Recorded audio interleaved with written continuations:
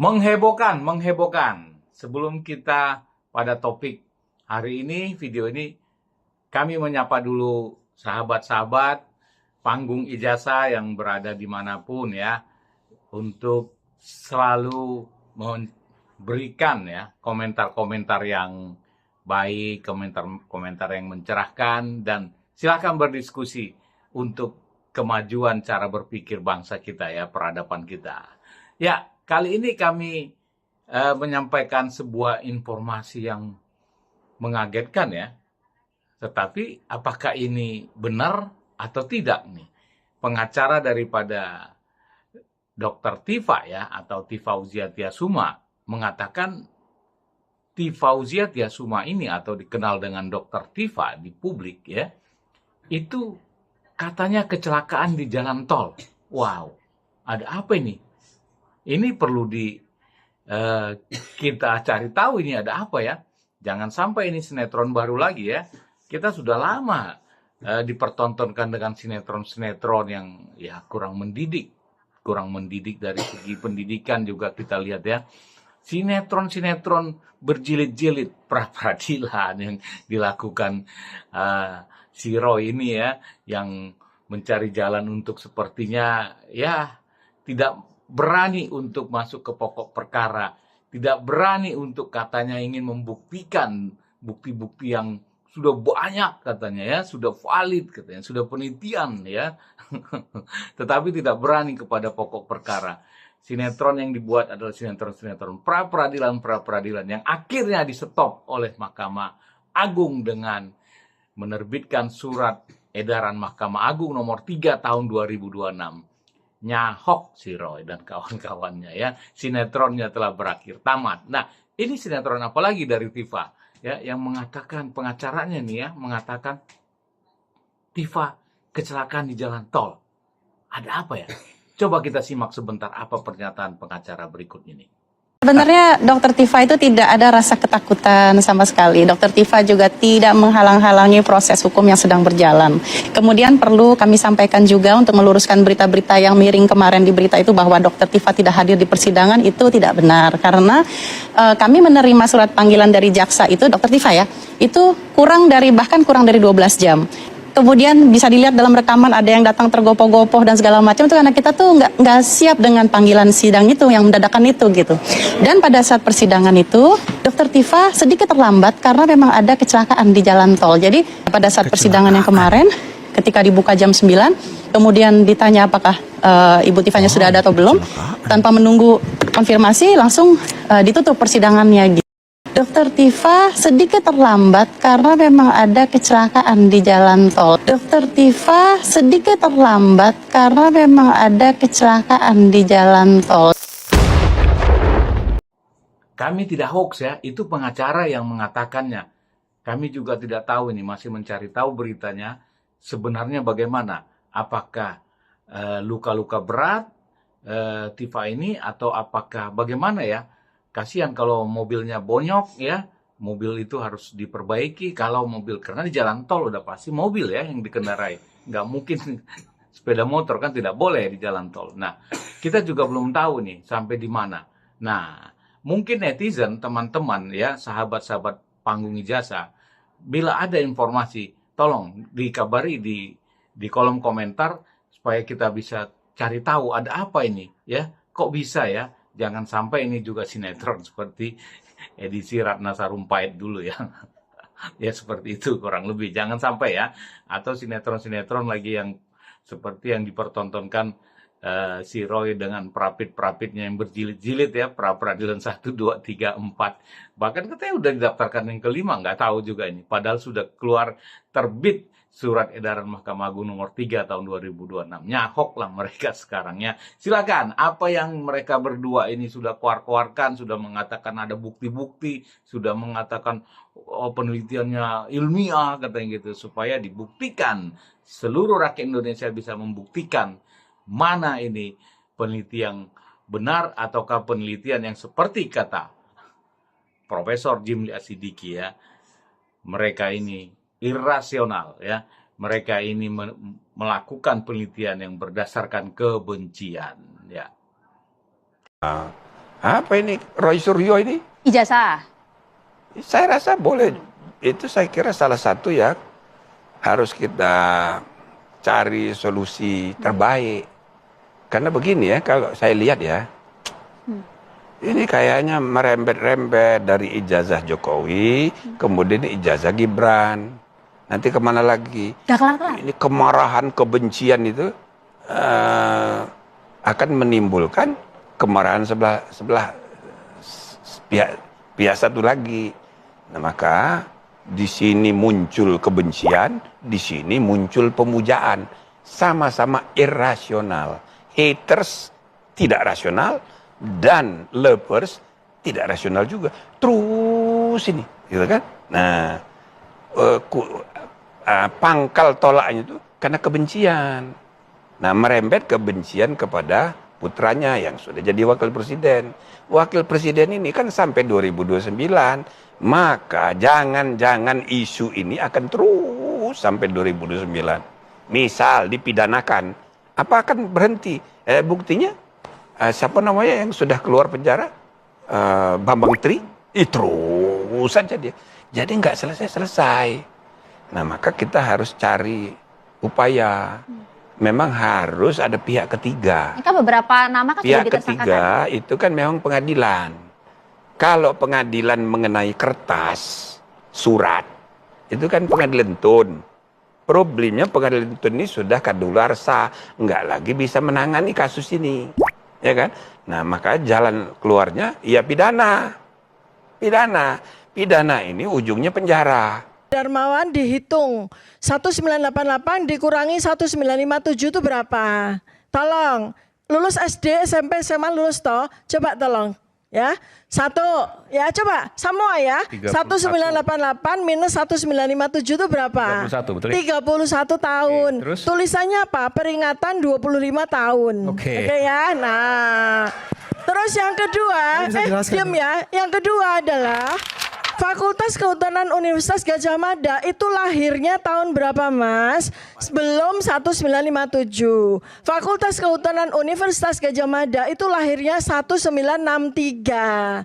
Artinya buku ini palsu. Artinya buku ini palsu. Moments later. Ada kan? Kemudian saya menemukan album ini ini. penting Nah, ini barang penting. bukti yang Ini sangat penting. Barang berharga ini. Barang bukti yang sangat penting. Wah, ini. Nah, di halaman 280 ada nama Joko Widodo. Fotonya foto ini. Foto ini saya uji dengan foto Joko Widodo yang menjadi presiden. Ternyata perbedaannya 92,37%. Waduh. Artinya pada tesis ini kita menemukan dua Joko Widodo.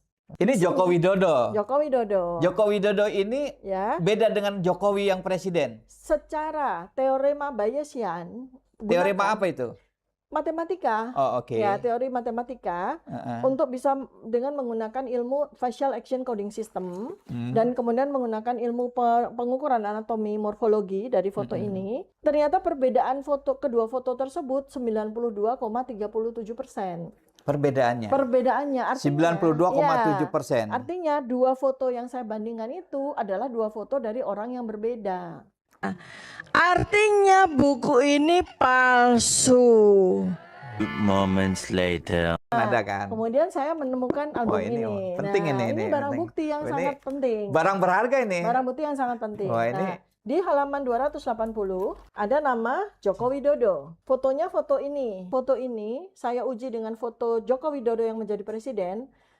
Jelas ya, buku alumni Fakultas Kehutanan Universitas Gadjah Mada ini sebelumnya ya, pada satu kesempatan di acara televisi ya, itu dikatakan oleh Dr. Tifa atau Tifauzia Tiasuma ini adalah buku yang palsu ya, dengan berbagai macam yang disampaikannya adalah tahunnya tidak sesuai, apa-apanya lah ya tidak sesuai, yang pasti dikatakannya itu palsu ya.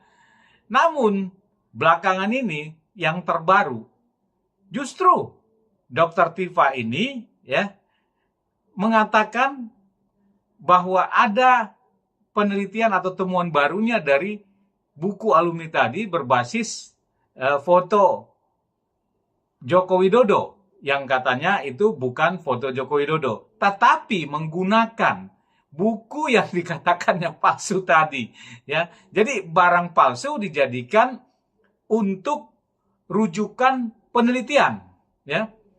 Ya itu gimana ya seorang peneliti, anomali apa itu yang terjadi, ya. Kalau itu terjadi dalam sebuah penelitian ilmiah, ya itu sudah pastilah fail, ya. Fail itu pasti. Karena rujukan yang digunakan adalah barang yang palsu atau referensi buku itu adalah buku palsu. Kan begitu ya? Kan menurut Dr. Tifa sendiri yang mengatakan itu palsu. Bukan kami ya, bukan siapa-siapa. Dr. Tifa yang mengatakan itu palsu, tetapi dijadikan rujukan. Kalau peneliti yang benar, ini sudah ketawa terbahak ya. Tetapi kami enggak lah ya. Ini hanya kami menyampaikannya, ini untuk pembelajaran ya. Bahwa kalau ingin melakukan penelitian, rujukannya harus benar dulu ya, sumbernya ya. Kalau sumber atau rujukannya sudah tidak benar ya, maka itu bukan penelitian ilmiah. Contoh misalnya, seseorang menggunakan buku, ya katakanlah buku komik, dijadikan untuk meneliti sesuatu penelitian ilmiah ya. Misalnya ini buku komik untuk meneliti pembuatan sebuah katakanlah sebuah perangkat lunak ya, tetapi menggunakan cerita buku komik yang nggak jelas sumbernya. Nah, di mana buku komik itu sudah pasti tidak benar kan? Pasti hasilnya juga tidak benar dong, karena itu rujukan. Nah, ini kami bukan mengatakan buku alumni Fakultas Kehutanan UGM itu adalah buku palsu, bukan ya. Yang mengatakan itu palsu adalah Dr. Tifa sendiri, tetapi dijadikannya sebagai rujukan untuk penelitiannya. Bahkan katanya temuan barunya ya. Nah, ini kan apa ya? Membagongkan ya.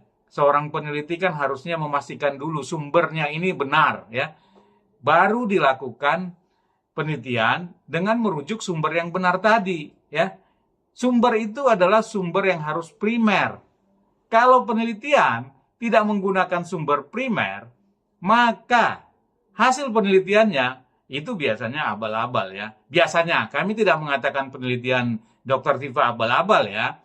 Yang mengatakan penelitian Dr. Tifa itu adalah seorang peneliti yang tidak etika bermasalah, itu yang mengatakannya adalah Dr. Bonatua Silalahi, bukan kami ya.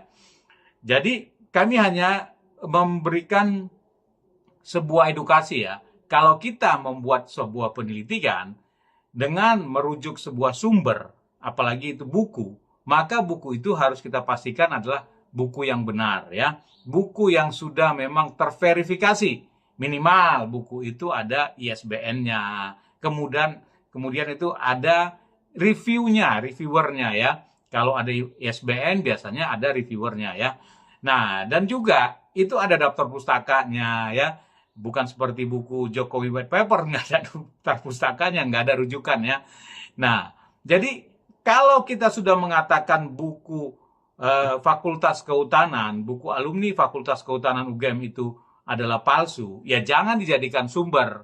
Itu saja yang kami sarankan ya. Saran saja kepada Dr. Tifa supaya penelitiannya lebih akurat ya dan terlihat intelektualnya nanti ya. Itu saja sih ya, saran.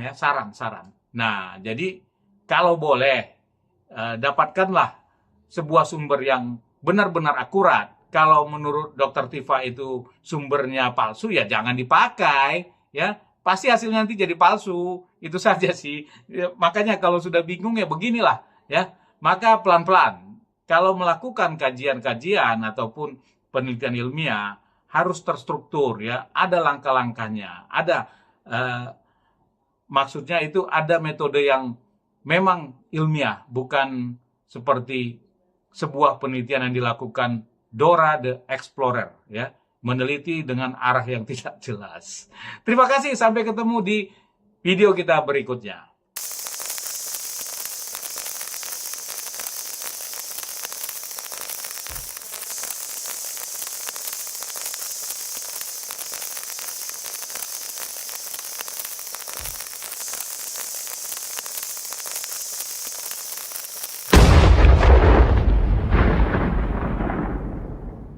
sebagai ahli untuk bicara dalam dua ilmu saya itu jumlahnya mungkin tak terhitung ya. Karena saya ini sudah menjadi peneliti sejak sekitar 25 tahun yang lalu. Ya. Multilinier ilmu saya. Jadi bukan hanya ilmu satu saja, ilmu kedokteran, tetapi multilinier. Karena itu maka saya mendedikasikan diri saya untuk belajar dengan sangat susah payah menempuh 2 bidang doktoral.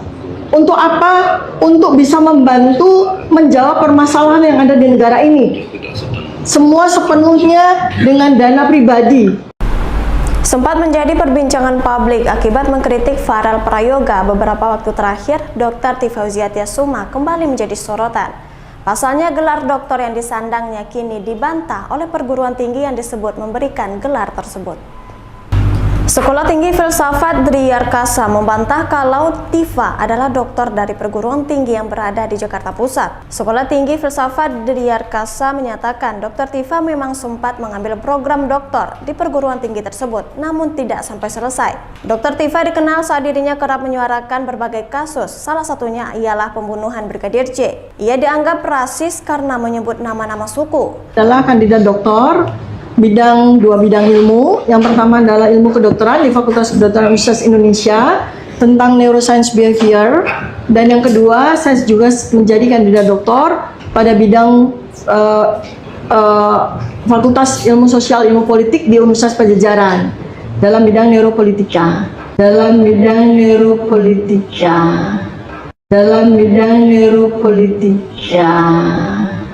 Banyak sekali keganjilan-keganjilan dari yang disampaikan oleh Tifa.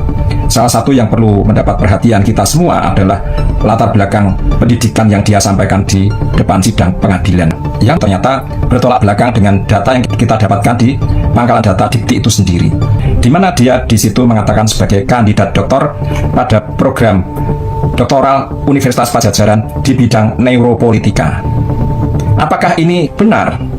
Kalau kita cross-check dengan data di website Universitas Pajajaran pada Fakultas Ilmu Sosial dan Ilmu Politik, ternyata bidang neuropolitika tidak kita dapatkan. Di program doktoral pada Fakultas Ilmu Sosial dan Ilmu Politik Universitas Pajajaran itu ternyata ada 4 bidang, yaitu bidang hubungan internasional, bidang ilmu administrasi, bidang sosiologi, dan bidang kesejahteraan sosial. Di mana bidang kesejahteraan sosial inilah yang diikuti oleh Tifa sesuai dengan data di pangkalan data Dikti. Nah, ini aneh. Kenapa di depan persidangan dia mengaku sedang mengikuti program doktoral di Fakultas Ilmu Sosial dan Ilmu Politik Universitas Pajajaran pada bidang neuropolitika?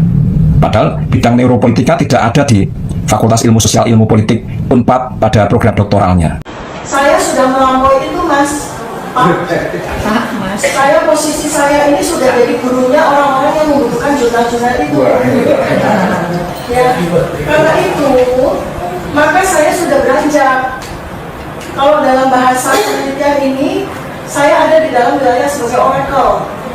Oracle itu seperti oracle-oracle di masa lalu, 2500 tahun yang lalu, namanya Plato, Socrates, ya, Galileo. Itu mereka mentahbiskan karyanya, itu bukan lagi pada jurnal-jurnal, tetapi pada buku-buku seperti ini, ya. Buku saya ini, insya Allah ada 40 buku ya, yang sudah terbit ada 5 ya. Satu buku ini ada 2000 jurnal. Satu buku ini ada 2000 jurnal. Kalau seandainya satu buku ini kalau mau diterbitkan dalam jurnal itu bisa 2000 jurnal.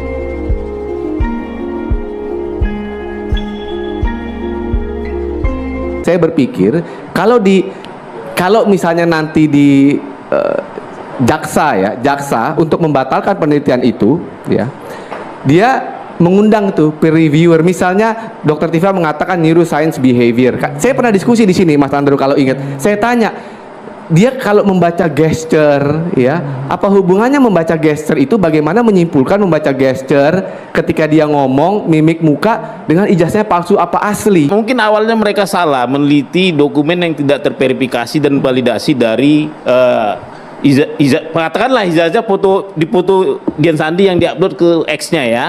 Kalau masalah palsu atau tidak, aku tidak masuk zona itu. Tapi kalau palsu atau tidak, sebaiknya yang diteliti itu adalah dokumen asli.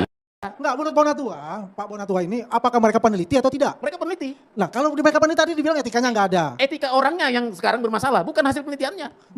Bonatua, dia akhirnya mengakui bahwa Roy Suryo dan Dr. Tifa memang peneliti, tapi etikanya bermasalah. Secara etika bermasalah. Ada momen yang cukup menarik. Bukan lawan debat yang memberikan penilaian, melainkan justru seseorang yang dikenal sebagai rekan sendiri. Simak sampai akhir. Setauku ya, peneliti itu ada 3 levelnya. Ya, eksploratif, deskriptif, sama eksplanatif. Jadi beliau ini menurutku peneliti terendah, yaitu eksploratif. Dia eksplor doang.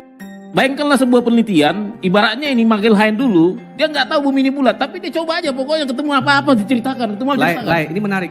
Eksploratif itu betul paling rendah, tapi kenapa bisa kebenarannya 99%? Eksploratif kita belum tahu apa-apa, kita eksplor. Anda peneliti, bawa data. Anda peneliti, bawa data. Tidak ada peneliti yang teriak-teriak di kantor polisi, di jalan-jalan, demo-demo dengan mengklaim intelektual. Itu gadungan. Itu cara pembelaan yang membuat saya mundur. Udah paham belum? Kalau belum paham,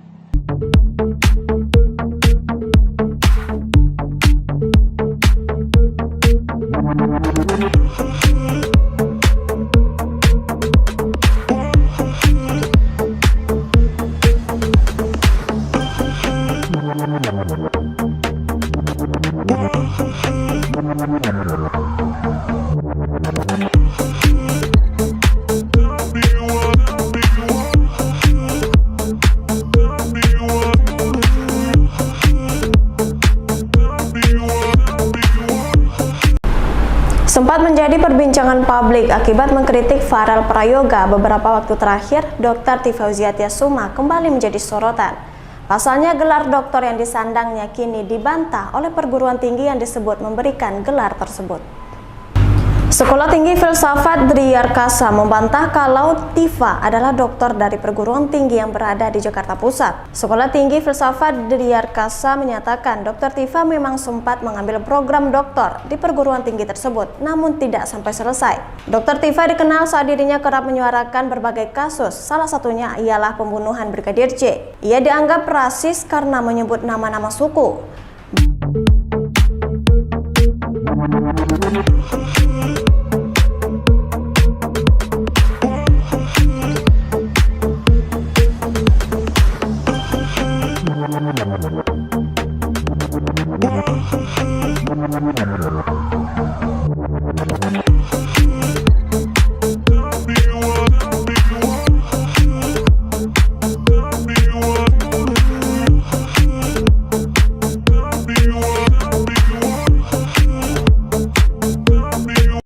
udah paham belum?